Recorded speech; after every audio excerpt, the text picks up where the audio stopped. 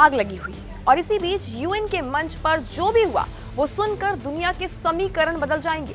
भारत और ईरान साथ साथ यूएन में एक ही खेमे में नजर आए। आज की इस रिपोर्ट में बात इसी समीकरण के बारे में करते हैं। नमस्कार, मेरा नाम है कनिष्क और आप देख रहे हैं जी न्यूज का डिजिटल प्लेटफॉर्म। एक तरफ ईरान है, दूसरी तरफ अमेरिका और इजराइल है। मिसाइलें चल रही हैं, बयानबाजी अपने चरम पर है और दुनिया को लग रहा है कि मामला और बिगड़ सकता है। लेकिन इसी जंग के बीच एक ऐसा फैसला हुआ है जिसने पूरी दुनिया की राजनीति का रुख बदल दिया है। कहते हैं सच चाहे जितना भी दबाओ एक दिन मंच पर आ ही जाता है और इस बार वो मंच था यूनाइटेड नेशंस जनरल असेंबली, जहां इतिहास का हिसाब मांगा गया। मामला था गुलामी और अटलांटिक दास व्यापार का, एक ऐसा काला अध्याय जिसने लाखों अफ्रीकियों को इंसान से संपत्ति बना दिया।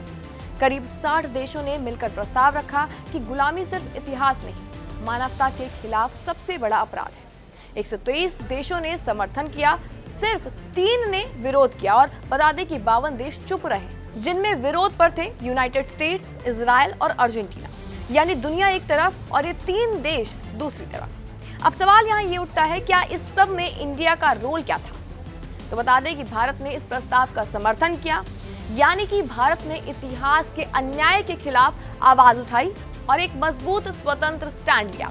लेकिन असली कहानी यही पलट जाती है, क्योंकि ये वोटिंग ऐसे वक्त में हुई है जब जंग अपने चरम पर है। एक तरफ ईरान और दूसरी तरफ अमेरिका और इजराइल। यूएन में भारत और ईरान एक ही तरफ खड़े हुए। दोनों ने इस प्रस्ताव का समर्थन किया।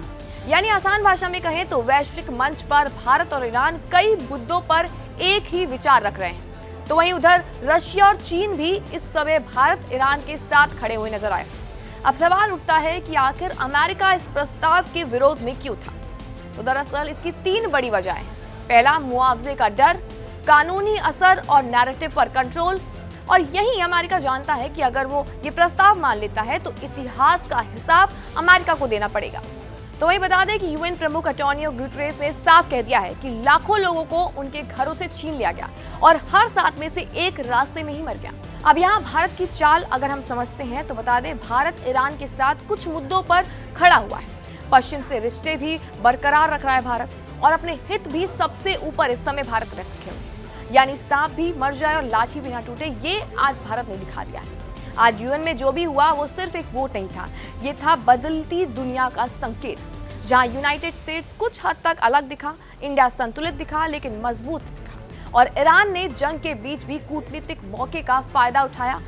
और अब सवाल यह है कि क्या ये सिर्फ एक वोट था या दुनिया धीरे धीरे नए नए खेमों में इस समय बढ़ती नजर आ रही है।